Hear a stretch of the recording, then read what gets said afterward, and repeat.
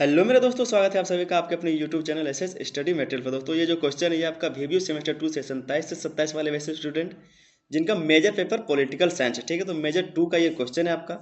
ये एक बहुत ही इंपॉर्टेंट क्वेश्चन है। इस तरह का क्वेश्चन जो अभी BBM के यूनिवर्सिटी में आया है, ठीक है। तो हो सकता है कि आपके एग्जाम में भी पूछा जाए। क्या है क्वेश्चन की समानता की परिभाषा दें एवं इसके विभिन्न प्रकारों का वर्णन करें, ठीक है। ये आपका एक बहुत ही इंपॉर्टेंट क्वेश्चन है। तो वीडियो को आप लोग स्किप मत कीजिए, वीडियो को अंत तक देखिए, वो भी पूरा, ठीक है। तभी आपको अच्छे से समझ में आएगा। और चैनल पर नए हैं तो चैनल को सब्सक्राइब कर लीजिए, वीडियो अच्छा लगे तो वीडियो को लाइक कीजिएगा और अपने दोस्तों तक ज़्यादा से ज़्यादा इस वीडियो को शेयर कीजिए। तो ये समझते हैं समानता का मतलब क्या होता है। समानता का मतलब क्या होता है? समानता का मतलब है कि समान, सबको एक जैसा, का यही मतलब होता है। लेकिन इसकी परिभाषा क्या होती है, इसको परिभाषा के रूप में कैसे लिखेंगे और विद्वानों द्वारा इसकी क्या परिभाषा की गई है, सब कुछ हम लोग देखेंगे इस वीडियो में। तो आइए समझते हैं। लिखा है समानता की परिभाषा। समानता का अर्थ है प्रत्येक व्यक्ति को समाज में समान अधिकार, सम्मान और अवसर प्रदान करना, चाहे उसकी जाति, धर्म, लिंग, आर्थिक स्थिति या किसी अन्य कारक में कितना भी अंतर हो।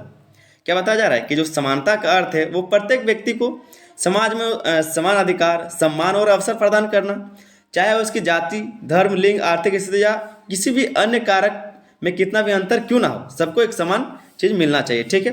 फिर आगे लिखा है कि यह समाज में भेदभाव और असमानता को समाप्त करने का एक आदर्श है। ये जो है कि ये समाज में भेदभाव और असमानता को समाप्त करने का एक आदर्श है जो स्वतंत्रता और न्याय के साथ जुड़ा हुआ है, जो स्वतंत्रता और न्याय के साथ जुड़ा हुआ है, ठीक है। फिर आगे इसके बारे में विद्वानों ने क्या कहा है, विद्वान इसके बारे में क्या कहते हैं। समानता का जो परिभाषा ये हमने अपने तरीके से दे दिया, लेकिन एग्जामिनर क्या ये मान लेगा, क्या नहीं मानेगा। तो इसके लिए विद्वानों का जो लिखा हुआ है, जो बताया हुआ है, उसके बारे में लिखना पड़ेगा। तो 3 जो विद्वान है उसके बारे में मैंने यहाँ पर लिखा हुआ है, एग्जाम में आपको इसी तरह से लिखना भी है। तो ये समझते हैं क्या लिखा है उन्होंने, ठीक है। सबसे पहले लॉस्की, ठीक है, उन्होंने क्या कहा कि समानता का अर्थ है प्रत्येक व्यक्ति को अपनी क्षमताओं का पूर्ण विकास करने का समान अवसर प्रदान करना। लॉस्की जो उनके अनुसार क्या है, समानता का अर्थ कि प्रत्येक व्यक्ति को अपनी क्षमताओं का पूर्ण विकास करने का समान अवसर प्रदान करना। ये कौन कहते हैं? तो लॉस्की कहते हैं। फिर आगे देख लेते हैं जो दूसरे विद्वान है प्लेटो, वो क्या कहते हैं कि समानता का अर्थ है राज्य में सभी नागरिकों के साथ समान व्यवहार करना। प्लेटो कहते हैं कि समानता का अर्थ है कि राज्य में सभी नागरिकों के साथ समान व्यवहार करना। और तीसरे जो विद्वान है R.H. टोनी, ठीक है, R.H. टोनी। ये सारे नाम आपको याद रखने हैं, एग्जाम में आपको लिखना पड़ेगा क्योंकि ये एक इंपॉर्टेंट क्वेश्चन है। तो हो सकता है ये क्वेश्चन आए तो आप लोग को बढ़िया से देखना है, समझना है, ठीक है। तो टोनी क्या कहते हैं कि समानता का उद्देश्य सामाजिक और आर्थिक असमानताओं को समाप्त करना है। समानता का जो उद्देश्य है वो सामाजिक और आर्थिक असमानताओं को समाप्त करना ही समानता कहलाता है, ठीक है। समानता का यही उद्देश्य है। अब हम लोग यहाँ से समझेंगे कि समानता के विभिन्न प्रकार को, समानता कितने प्रकार के होते हैं। जैसा कि आपके क्वेश्चन में पूछा गया कि समानता की परिभाषा दे एवं इसके विभिन्न प्रकारों का वर्णन करें। तो समानता की परिभाषा तो हमने समझ लिया, अब हम लोग समझेंगे इसके विभिन्न प्रकार क्या क्या हैं, ठीक है।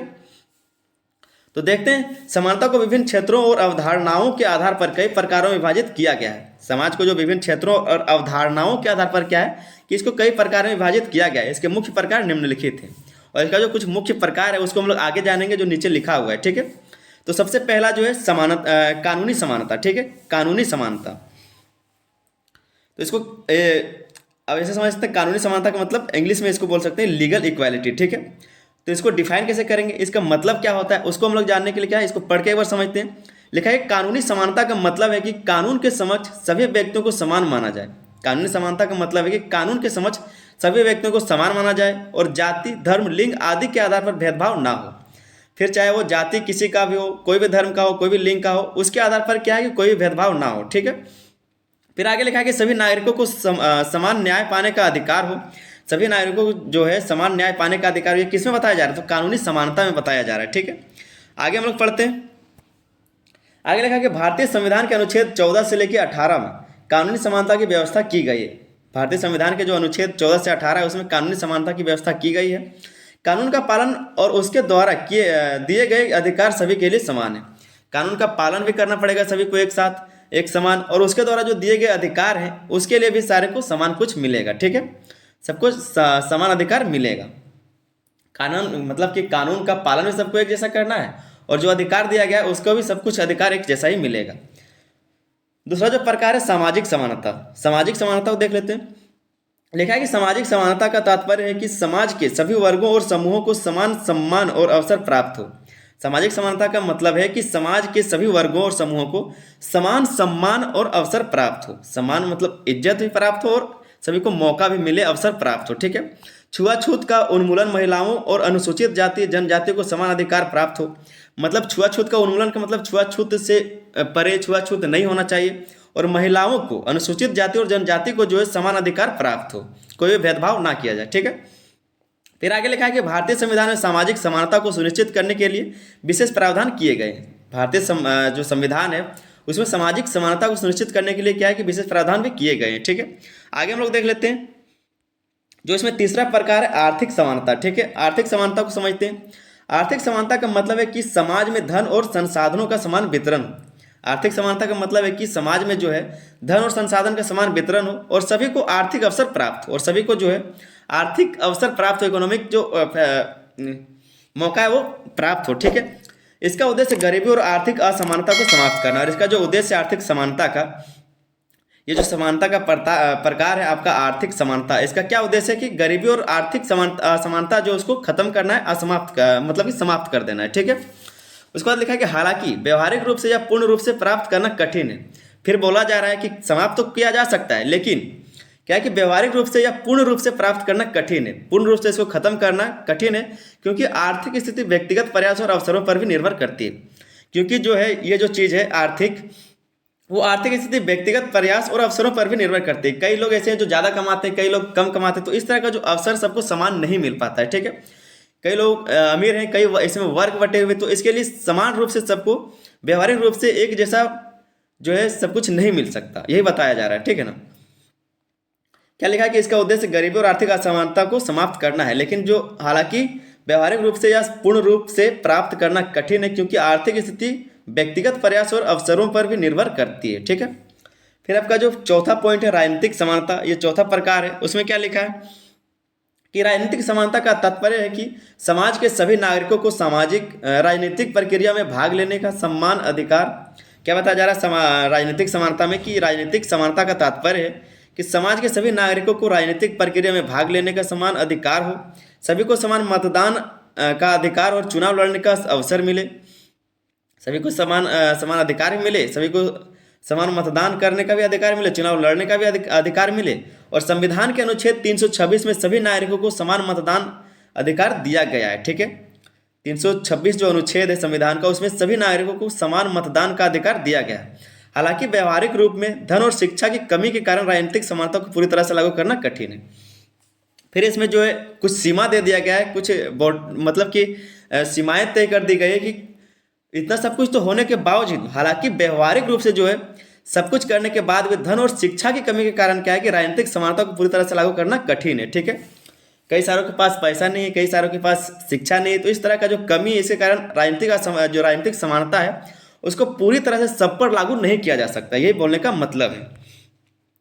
आगे जो पांचवा प्रकार है अवसर की समानता। ठीक है। अवसर की समानता लिखा कि अवसर की समानता का मतलब है कि सभी व्यक्तियों को उनकी योग्यता और क्षमता के आधार पर समान अवसर मिले। अवसर की समानता का मतलब है कि सभी व्यक्तियों को उनकी योग्यता और क्षमता के आधार पर समान अवसर मिले और किसी भी प्रकार का भेदभाव ना हो। यह समाज में प्रतिभा का समुचित उपयोग सुनिश्चित करता है। सभी को शिक्षा और रोजगार के समान अवसर प्रदान करना, आरक्षण प्रणाली के माध्यम से पिछड़े वर्गों को अवसर देना इसके उदाहरण है। ठीक है। इसके कुछ उदाहरण दिए हुए, फिर भी गरीबी और शिक्षा के कारण अवसर की समानता को पूरी तरह लागू करना मुश्किल है। और इसके बाद फिर से एक सीमा दे दिया गया है इसमें सब कुछ करने के बाद कि फिर भी गरीबी और अशिक्षा के कारण जो है अवसर की समानता को पूरी तरह से लागू करना मुश्किल है, पूरी तरह से सब पर आप लागू नहीं कर सकते। फिर जो छठा प्रकार है वो है प्राकृतिक समानता। ठीक है। देख लेते हैं इसको भी। तो इसमें लिखा है कि इसका तात्पर्य है कि सभी मनुष्य जन्म से समान हैं और सभी को समान गरिमा और सम्मान मिलना चाहिए। यह समानता एक नैतिक अवधारणा है जो मानवाधिकारों की रक्षा पर आधारित है, परंतु समाज में यह समानता भौतिक, सामाजिक और आर्थिक कारणों से भिन्न होती है। इसके बाद एक छोटा सा निष्कर्ष को देखेंगे। जैसा कि हर क्वेश्चन में देखा जाता है, जब इसका प्रकार पूछा जाता है, वर्णन करने को बोलता है, व्याख्या करने को बोलता है, किसी के बारे में पूछा जाता है, बताने को बताया जाता है, तब वहाँ पर एक निष्कर्ष को लिखना पड़ता है। ठीक है। तभी जाके आपका जो क्या बोलते हैं कि आंसर है वो अच्छा लगेगा देखने में, एग्जामिनर भी आपको अच्छा नंबर देगा। तो निष्कर्ष में क्या लिखना रहता है, जो भी आपने ऊपर लिखा उसी को कम शब्दों में निष्कर्ष में लिखना है नीचे। ठीक है। ताकि एग्जामिनर इसको पढ़ के कुछ समझ सके। तो निष्कर्ष में क्या है कि समानता एक ऐसा आदर्श है जो समाज में न्याय और सद्भाव को बढ़ावा देता है। कानूनी, सामाजिक, आर्थिक और राजनीतिक समानता के माध्यम से इसे प्राप्त करने का प्रयास किया जाता है। हालांकि गरीबी, अशिक्षा और पारंपरिक भेदभाव जैसी चुनौतियों का सामना के आदर्श को पूरी तरह से प्राप्त करने में बाधा बनती है। भले ही संविधान में कितना भी संशोधन हो जाए या फिर हम लोग कितना भी बोल ले कि भेदभाव खत्म करें, भेदभाव खत्म करें, लेकिन आज भी जो भेदभाव चलता है, ठीक है, कहीं ना कहीं जो है पारंपरिक भेदभाव जो अभी तक चलता है वो एक चुनौती के रूप में सामने आता ही रहता है।